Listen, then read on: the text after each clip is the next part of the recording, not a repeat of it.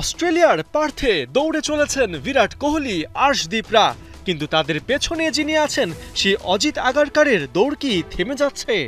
ভারতীয় দলের প্রধান নির্বাচককে ঘিরে এখন গুজব আর গুঞ্জন দুটোই চলছে সমান তালে। ইন্ডিয়ান চিফ সিলেক্টরের জায়গায় নাকি দায়িত্ব নিতে চলেছেন ভারতের ৮৩ বিশ্বকাপ জয়ী সাবেক ক্রিকেটার ও সাবেক কোচ রাভি শাস্ত্রী।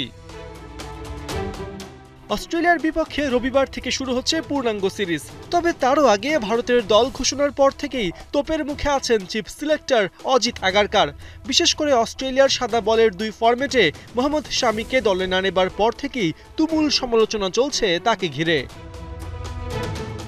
ক্রিকেট ছাড়ার পর কমেন্ট্রিতে থিতু হয়েছিলেন আগারকার। সেখান থেকে ২০২৩ সালের ৪ জুলাই ৩ বছরের জন্য বিসিসিআইয়ের প্রধান নির্বাচকের দায়িত্ব দেয়া হয় তাকে।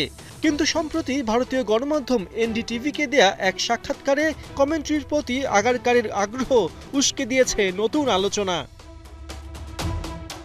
কমেন্ট্রি নাকি মাঠের খেলা, কোনটাতে ফিরে যেতে চান এই প্রশ্নে আগারকার জানিয়েছেন, সম্ভবত প্রথমটাই তার কাছে সহজ। একজন ধারাভাষ্যকার হিসেবে এই পেশাকে তিনি অসম্মান করবেন না। এখানেও ঘন্টার পর ঘন্টা মাঠে কাটাতে হয়। যখন সঠিক শব্দটা খুঁজে পাওয়া যায় তখনই একজন কমেন্টেটরের কাজ শেষ হয় আর তিনি বাড়ি ফিরতে পারেন। তবে কি আগারকার ধারাভাষ্যকার হিসেবে আবার মাঠে ফিরতে যাচ্ছেন?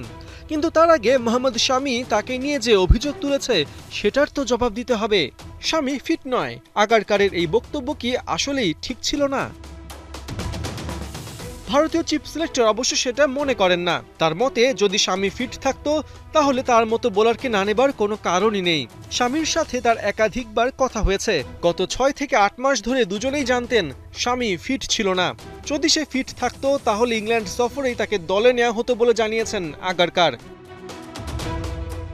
শুধু মোহাম্মদ শামি নয়, গেল এশিয়া কাপে শ্রেয়াস আইয়ারকে দলে না নেয়াতে সমালোচিত হয়েছিলেন অজিত আগারকার। তবে ভেতরের খবর, আগামী বছর জুন পর্যন্ত চুক্তিবদ্ধ থাকা অজিত আগারকারকেই এখনই সরিয়ে দেবার কোনো চিন্তাভাবনা নেই বিসিসিআইয়ের।